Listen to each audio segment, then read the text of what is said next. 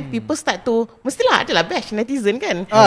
That is start lah. At first actually seriously masa mula-mula saya hadapi benda tu. Waktu tu pandemik, sebab kita orang kahwin betul-betul seminggu sebelum border dunia close. Jadi bila kena macam tu, I memang sakit lah, sebab my environment tak ada, but I kena with the Malaysian, with the people, sangat teruk dan saya agak macam mental down lah. But Alhamdulillah I ada husband yang sangat relax.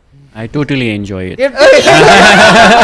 Dengan Pakistan, India, Bangladesh and so on lah. Kita tahu kita ada perbezaan. Kalau Mat Salleh orang pandang tinggi, kalau negara-negara dia orang pandang rendah. Betul. Kan. Jadi sejujurnya masa saya mula-mula media sosial, kebanyakannya orang datang DM kita orang tahu, macam DM tanya macam mana proses nak kahwin. Then I realise sebenarnya ramai orang yang menjadi isu menyebab orang tak suka tu ialah you tak kahwin dengan legal procedure dekat Malaysia. Bangsa-bangsa ni banyak yang bekerja atas dasar PLKS. Dulu saya pun tak belajar PLKS apa tu kan.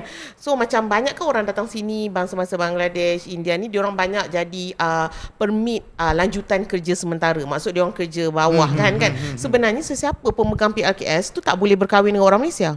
Saya belajar sebenarnya tu sebab bila ramai orang bertanya, kita pun tak tahu, orang Malaysia pun tak tahu sebenarnya kan.